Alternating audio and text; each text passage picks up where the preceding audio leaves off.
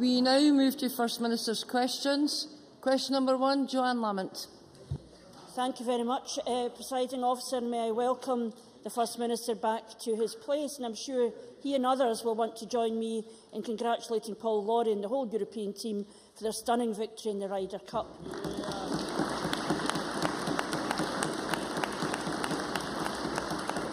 And can I ask the First Minister what engagements he has planned for the rest of the day? First Minister. For the rest of the day, issues take forward the Government's programme for Scotland. The victory in the Ryder Cup was an exceptional achievement for the European team, and therefore everyone in this chamber looks forward ever more to being in Gleneagles in 2 years' time to see that victory repeated. Joanne Lamont. Absolutely.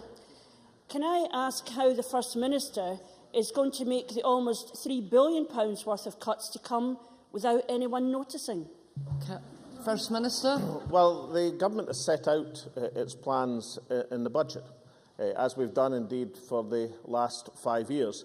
And despite the enormous pressure, which Joanne Lamont correctly identifies from the Westminster Government, we've managed to balance that budget, secure Scottish public services, and in particular introduce vital social gains such as free education in Scotland. When I left for America, I thought these things were agreed largely across this chamber. I am now in a position where, when I left for America, it was just Joanne Lamont appearing in the same platform as Ruth Davidson. I'm now having to adjust the fact that Joanne Lamont is alluding her party to become the Conservative Party of Scotland. Joanne Lamont. The problem with the First Minister is not that he's just surprised when he leaves for America, but that when he's in Scotland, he's in denial about what's happening in the real Scotland outside this chamber. He talks about securing public services and that we have free everything. But of course, he has already brought in £2.7 billion worth of cuts. And the poor, the vulnerable and hard-working families in this country have noticed. They have noticed the pensioner who needs help to wash, to dress, to feed themselves, suffering the indignity of just 15 minutes care visits in a day. The family paying more for childcare than for their mortgage. The 18,000 Scots denied a place at college. Or one of the thousands of working-class students who have had their bursaries cut by £900 a year. Those people see his cuts and don't see his Scotland, where everything is free and everything is fantastic. Who is going to pay? Who is going to pay when he delivers the next £3 billion worth of cuts? First Minister. Well, again, Joanne Lamont is correct to say that the Scottish budget is under severe attack from Westminster. That is true. It was under severe attack, incidentally, from the last Labour government as well. But the solution to that fact cannot be, surely, abandoning concessionary fares or free prescription or free personal fares, free personal care, or reintroducing tuition fees or abandoning the council tax freeze. How are the working families of Scotland going to be benefited from adopting the policies that the Tory party have adopted south of the border? I think Joanne Lamont was deeply wrong to talk about a something-for-nothing society. That is exactly the language of the Tory party of 20 years ago.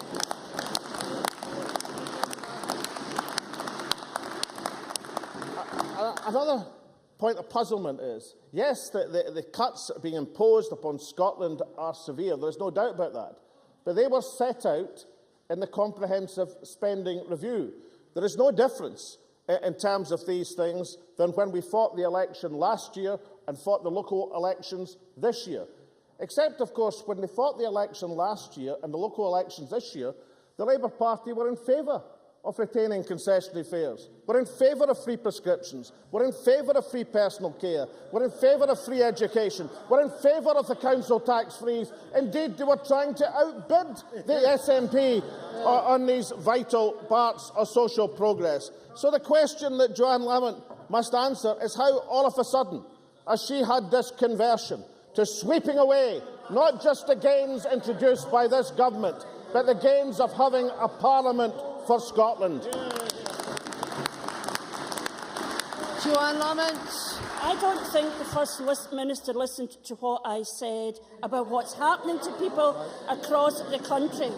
Because the question we should be asking, the First Minister says nothing changes. But the question we should be asking is who is paying the price for the benefits we are all getting currently from his spending choices.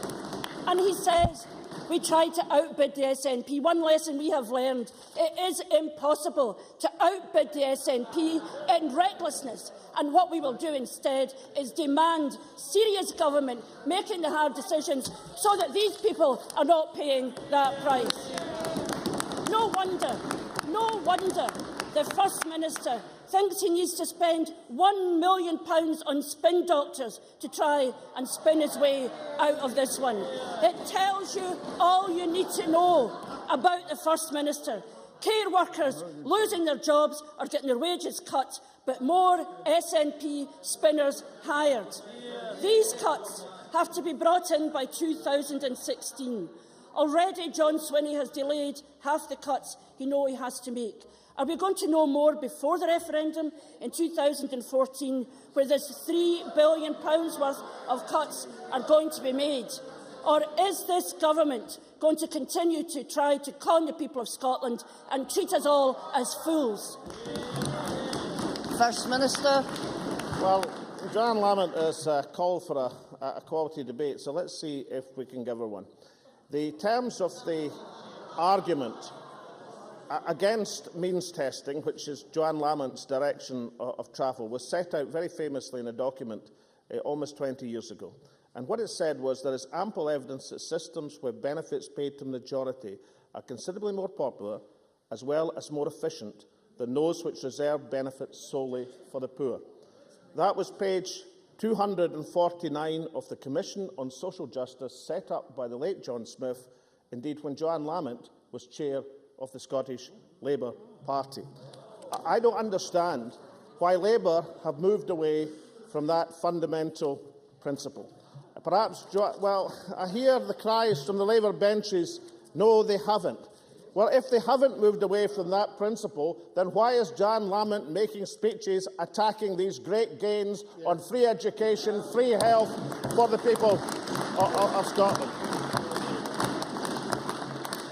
The reintroduction of mean testing would not be popular, I agree with that, but it also would not be efficient, I agree with that. That is one of the arguments put forward, that to hold society together, we have to make sure that certain things are so important, like free education in Scotland, that the people who are lucky enough to be in a position to make the contribution through their taxation can see the benefits socially as well. That's how you hold society together. The introduction of sweeping means testing across these valuable areas of society will introduce both inefficiency and social division, a point the Labour Party recognised as by and large stayed faithful to for many years and now is deserting totally onto the Tory ground, not just of Ruth Davidson, but of Peter Lilly, who first introduced the phrase a something-for-nothing society. Joanne Lamont. Order. Ms Lamont. The First Minister loves straw men to cut down. The reality is there is a much more serious debate going on. He says we should have a debate. He says he should have a debate, and he insults every family across the country who are worrying now about their children in school, their young people in college and their older people worrying about their care. This man talks about debate and he forces his Education Minister to come here and recant a position he had 5 years ago.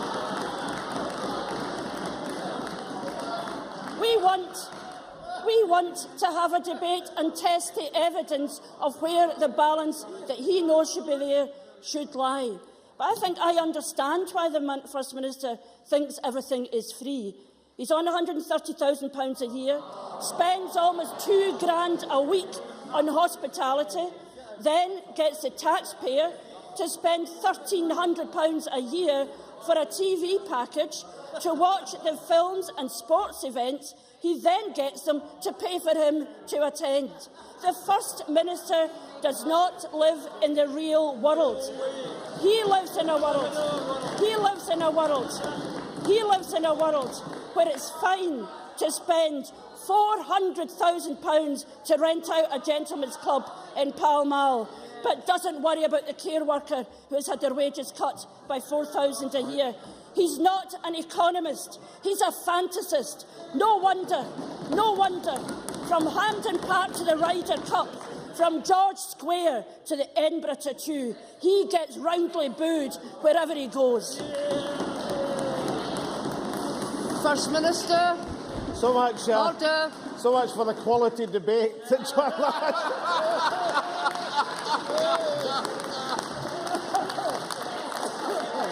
Can I make 3 points to John Lamont? The argument we put forward wasn't just put forward in our election manifesto in which we were elected. It was enunciated when we set out our programme for government. I set out the argument of a social wage, and it was done last year on the 26th of May 2011 in this chamber. Free university education, no tolls, no tax on ill health, and one bill, the council tax, that will not soar. That's the concept of the social wage. For the sacrifices that all of us make and should be making, there is the reward in the form of a society which will be geared to our values. We do things differently here, not because we can, but because we want to, and we should be proud of that.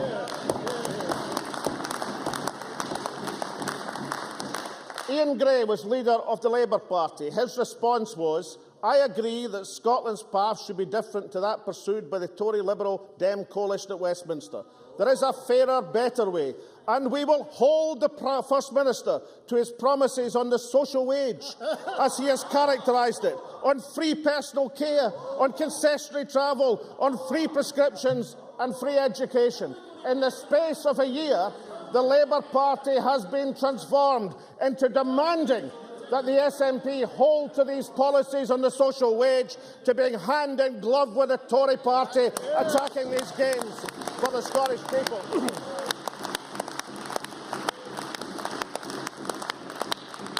It's not just the reaction of the SNP to Joanne Lamont that she should be worried about. Let's talk about reaction to speeches, for example.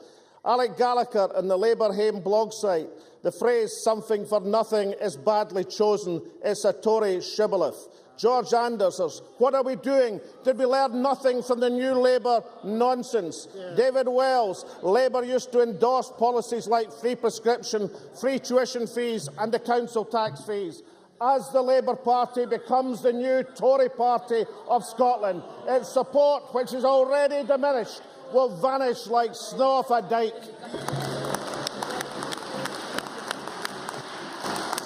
Question number 2, Ruth Davidson. To ask the First Minister when he'll next meet the Secretary of State for Scotland. First Minister. No plans, near future. Ms Davidson. Presiding Officer, last year, Glasgow University Principal Anton Muscatelli warned that the funding gap for the First Minister's policies would cause long-term damage to Scottish universities. Not only did Alex Salmond refuse to listen, but he quite publicly slapped him down. Now we start to see the full effects of this Scottish Government's higher education policy, with all but one of Scotland's top universities slipping down the world rankings and one tumbling out of the top 200 altogether. University principals like Professor Muscatelli were right all along. Will the First Minister now admit that his policies are creating a deepening crisis in Scottish education? First Minister. I think there's general acknowledgement, including by all university principals in Scotland, that the universities in Scotland are the best funded in these islands by far at the present moment. Indeed, the attack of the Labour Party has been that we're overfunding university education in Scotland. As Ruth Davidson should know, in comparison with the 25,000 reduction in university students from England going to England universities south of the border, this year in Scotland, we have a record number of Scottish students going to Scottish universities, a record number of English students going to Scottish universities, and a record number of overseas students going to Scottish universities. And I'd be aware of quoting the report that she just cited. It describes the situation in England as a perfect storm of underfunding. how much better it would be, and every single university principal in England would gladly change places with the university principals of Scotland who are properly funded and can look forward with confidence to an excellent future. Ms Davidson. Ms Davidson. Classic SNP playbook: attack the messenger, ignore the message, don't acknowledge responsibility, and for goodness sake, don't even think about answering the question. Well, perhaps the First Minister has spent too much time lolling on the Greens in America to pay any attention to our schools then. So let me take the First Minister on a journey through Scotland's education system. One child in every 5 leaves primary school unable to read and write properly. Our teachers are confused about what they're supposed to do in the classroom because, as Professor Lindsay Patterson pointed out, there is no clear leadership or focus in the implementation of curriculum for excellence.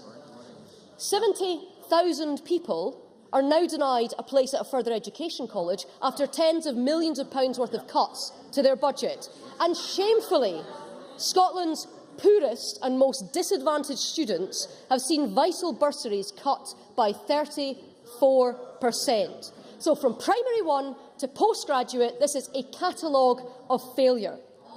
Will the First Minister now do what his Education Secretary did yesterday and stand in this chamber and just admit that he was wrong? First Minister. At some stage, the Conservative Party will have to get over this contradiction between constantly calling for additional expenditure on things that they want additional expenditure on, while their government in Westminster is siphoning the Scottish budget and the spending departments.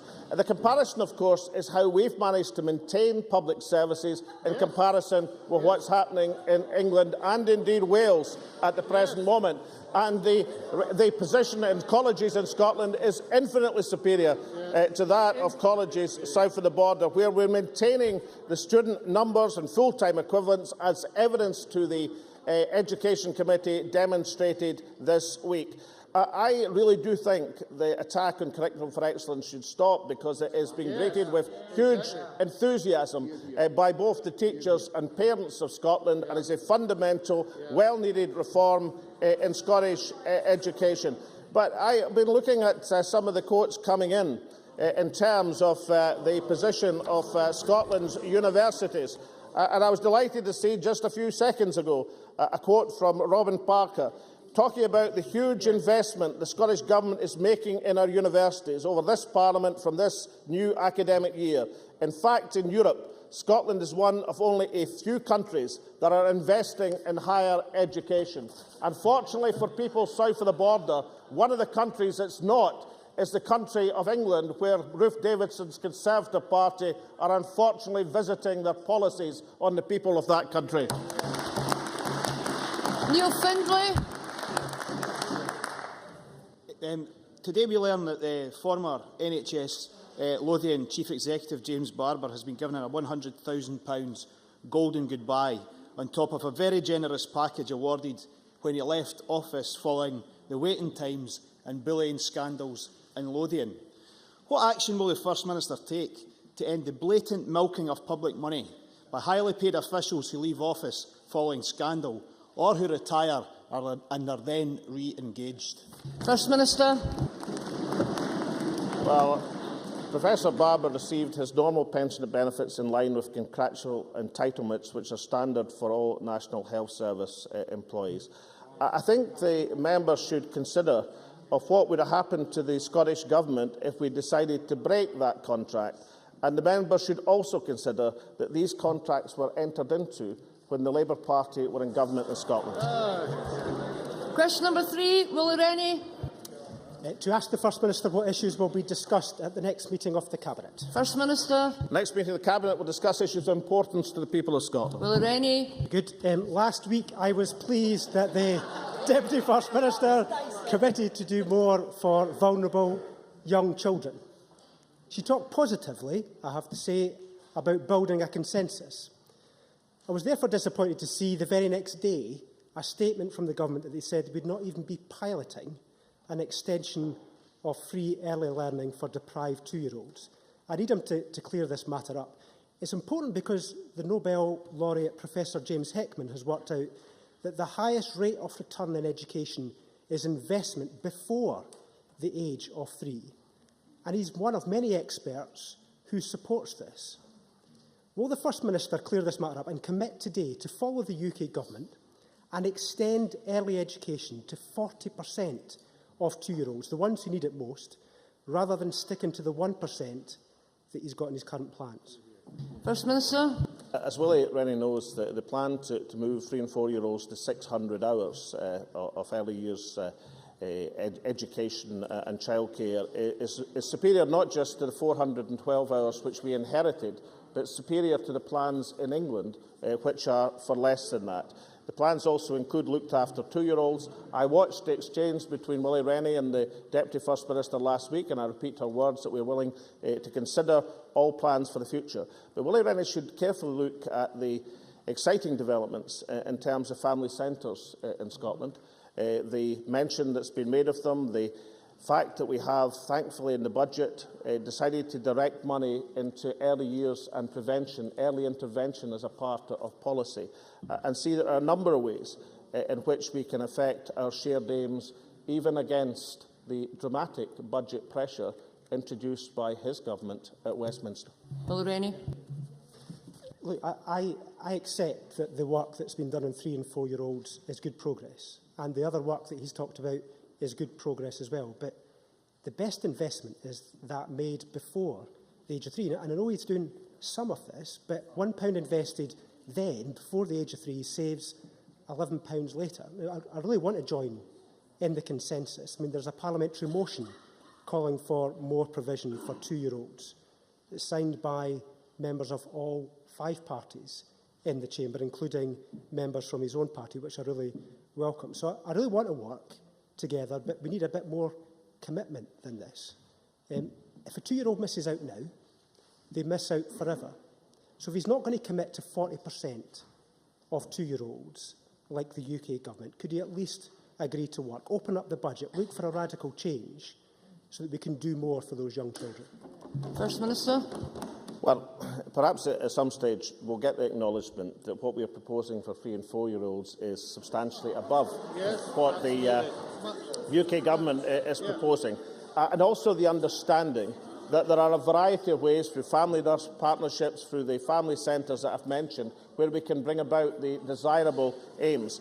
As the members should know, we have set up in this government an early years commission, which has a substantial number of experts in the field, as well as people in this chamber, on it to make recommendations so that we can see how to bring about that improvement that we all want to see. But can I say to Willie Rennie, one of the very first things to do is to allocate the intervention in the budget which this government has done for early intervention, for preventative spending. And it's been an enormously difficult task, given the budget pressures that are upon us right now, to do that. That has been done by Mr Swinney, which gives us the basis to have a debate with action on how we can effect improvements in the early years. I'm rather interested, however, in just one aspect. I agree with him. I think the early years is of enormous, profound significance in terms of the future development of our children and our society, hence the move to intervention in the budget. But if we're going to debate this in terms of saying that everything that's taking place south of the border must automatically be matched in Scotland, then it does tend to overlook the whole variety of benefits and incentives and the platform of education and health which is being provided in Scotland, which of course is now being denied to people in England. Question number 4, Annabel Ewing. Thank you, Presiding Officer. To ask the First Minister what the benefits will be of Scotland staging the Ryder Cup at Gleneagles in 2014. First Minister. Ryder Cup. Order. The Ryder Cup is one of the biggest sporting events in the world. As the next host nation, the Scottish economy is expected to benefit by up to £100 million over the week of the event. In addition to the 45,000 spectators expected to attend each day at Gleneagles, the television coverage is expected to reach more than 500 million homes worldwide. That will provide a unique opportunity to promote Scotland on the world stage and to reinforce Scotland's place as the home of golf. Annabel Ewing. I thank the First Minister for his response, and as a local MSP, I am certainly looking forward to the tournament coming to Gleneagles and to the economic benefits that it will bring. Can the First Minister outline what steps the Scottish Government is taking to ensure that young Scots are given the opportunity to participate in golf and, who knows, perhaps to compete in a future Ryder Cup themselves? First Minister. Well, it's a hugely substantial point. I mean, a key component of the Ryder Cup host nation agreement means the Scottish Government is committed to continue funding the Club Golf Initiative through to 2018 to deliver a post-event legacy beyond 2014. I'm very supportive of that initiative. I think it's fantastic. Since its inception, over 260,000 children have been introduced to golf at school.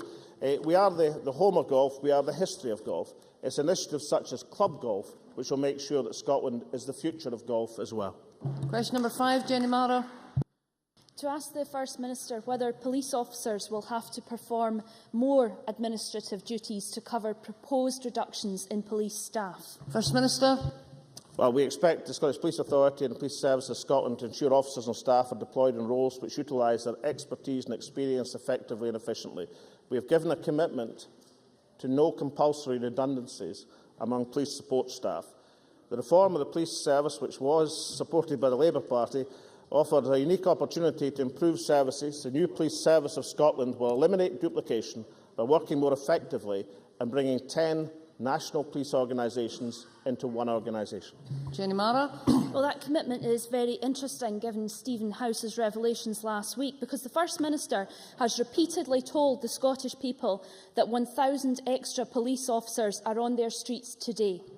He has denied our reports that police officers are sitting in police stations across Scotland today filling back office duties. But a leaked document from the Justice Secretary's Police Reform Subgroup reveals a plan to release hundreds of police staff that will be, and I quote, delivered through police officers performing basic administrative duties themselves. Can I ask the First Minister if he thinks it's good economics to have police officers who earn a third more than police staff doing their jobs? And will he now admit that he has not put 1,000 extra police officers on our streets, but has given Scotland 1,000 backroom bobbies? First Minister. Total nonsense. The position is Order. as outlined by Chief Constable Kevin Smith to the committee earlier this year when asked by one of Jenny Mara's colleagues is quite clear. Certainly, in my understanding, I'm quoting Kevin Smith, as a general policy, police officers would not be put in such roles. I am confident as a matter of policy, cops would not backfill posts. That would not be good operational use of the resources, and making someone redundant when filling their post for a policeman would be challengeable. That's the position as set out by Chief Constable Kevin Smith in front of this Parliament's committee. But I do think Jenny Mara is in some form of safe ground in challenging the commitment to 1,000 additional police officers in Scotland. After all, it did feature as a question in Joanne Lamont's speech only last week. As a policy change, it lasted a matter of minutes, because after the Scottish Police Federation tweeted that it would be a tragedy if Scots politicians became out of touch as they are in England and Wales, they were reassured by one of the Labour Party's spin doctors that this was not the Labour policy, and about 20 minutes later they were able to say that Joanne Lamont's commitment or questioning of the 1,000 extra police officers had lasted a mere 30 minutes. If the challenging of her commitment to 1,000 police officers lasts a mere 30 minutes, how long will Labour's attempt to remove free education and free health for the people of Scotland? Kevin Stewart. Thank you, Presiding Officer. Does the First Minister agree with me that Labour's Cuts Commission, where everything is on the table, could lead to a massive decrease in bobbies and the beat and of other police staff, and that this could see our crime levels, which are at a 37-year low, rise again? First Minister. Well, I think there should be some acknowledgement that the commitment to deliver 1,000 extra police officers in the streets and communities of Scotland was, of course, met, despite the pessimism of the Labour Party, who said it would take 13 years to fulfil that commitment. I believe with the new Chief Constable of Scotland has been that initiative which bears a large part of the responsibility. A large part of the responsibility for reducing recorded crime in Scotland to a 37-year low. Now, given that we've got that benefit to society, what kind of party is it that actually challenges the effective use of 1,000 police officers when it's reduced crime to a 37-year low? Question number 6, Mark MacDonald. To ask the First Minister whether the Scottish Government will fulfil its commitment to deliver free prescriptions. First Minister. Yes.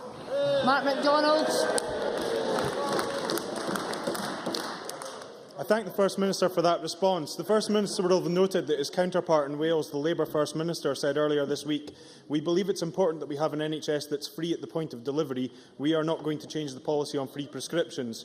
Given that Nye Bevan, the founder of the NHS, resigned from government over the introduction of prescription charges, does the First Minister agree that free prescriptions are an integral part of the National Health Service and that Labour in Scotland, by suggesting their reintroduction, have lost their socially democratic principles by simply aping Tory policies? First Minister. Yes, it is the case that only one day before, I think it was, that Joanne Lamont reinforced her Cuts Commission speech to the Labour Party conference. Carwyn Jones extolled the benefits of free health for the people of Wales. The point I think that the Labour Party must answer is twofold. Firstly, if free prescriptions and free health is a good policy for the Labour Party to pursue in Wales, then why isn't it a good policy for the Scottish National Party to pursue for the people of Scotland? And secondly, there's a question of electoral credibility. It's only a few months since the Labour Party extolled their commitment to free health in Scotland. They also extolled their commitment to free education. Here it is from the manifesto, no price tag in education, with a photo of Joanne Lamont. The way the Labour Party is going, they're going to make Nick Clegg look like a model of consistency. Jackson Carlaw. Order. However, this policy has consequences. Some 15,000 cancer sufferers in England have now benefited from life-extending drugs not available to cancer sufferers in Scotland. The First Minister wrote to pharmaceutical development companies, inviting them to come and establish new bioscience facilities in Scotland. But they are asking, why would we come to develop medicines in Scotland which cannot be prescribed in Scotland? Why would we work with clinicians in Scotland whose experience of modern medicines is falling behind that of clinicians in England? The objections he raised to the Cancer Drug Fund in England 13 months ago have now been overcome. Is it not time to offer cancer sufferers in Scotland the same hope, the same opportunity for their future as in England? First Minister. Before I've read out the complaints in terms of the special funding arrangements in England, indeed complaints from Conservative members of Parliament, among others. But can I say to the member, this question about why should pharmaceutical companies come to Scotland, I mean, is he not aware that in Chicago last Thursday, Sigma Ulrich announced another significant investment in pharmaceuticals and life sciences in Scotland, becoming the third major investment in that industry in this year alone. So this questioning that Scotland is somehow not seen as the location for pharmaceutical development and life sciences is belied by the facts, and the Conservative Party should really catch up with the announcements that are being made if they're going to make wide-sweeping comments against the Scottish economy. Very briefly, Jackie Baillie. First Minister may be happy to talk about free prescriptions. Does he recognise that there are consequences to his policy choices? Indeed, does he recognise that nursing levels are at their lowest since 2005 and that nurses are working 7 days a week for months at a time to fix NHS Lothian's waiting list scandal, as told by the Edinburgh Evening News? Can I ask the First Minister, isn't this the reality of the SNP's choices in government? First Minister. The reality of the SNP choices in government is we've protected the revenue budget of the National Health Service in real terms, one of the commitments that the Labour Party wouldn't make in the election. Jackie Baillie says, I'm happy to talk about the SNP policy of free prescriptions. That's correct. There was a time when Jackie Baillie was pleased to talk about the Labour Party's policy of free prescriptions, but that's all changed now. The election commitments which they made last year and this year have to be dumped. They had headlong flight to join the Conservative Party to follow the road of means-tested benefits.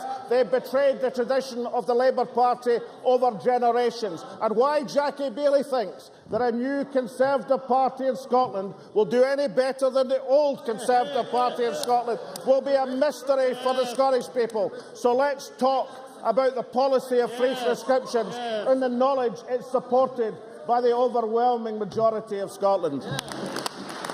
That ends First Minister's questions. We have a point of order from Ms MacDonald. Presiding Officer, I would be most grateful if you would look at the beginning exchanges of this session and compare them to what the stated aim is for this part of the working day. This is supposed to be for the questioning of the Executive by backbenchers, and so much time is being taken by ritualistic abuse from the front benches that there's no chance to get backbench questions in. You did your best today and you went to 5 minutes over the time. This is no criticism of the Chair. It is a criticism, though, of how we're allowing this session to stray far too far from the original intention. I thank Margaret MacDonald for that point of order. This is an opportunity to hold the First Minister to account, and while I always keep it under review, I'm quite sure that Margaret MacDonald will recognise that there were backbenchers from every party who were called today to question the First Minister. We now move to members' business.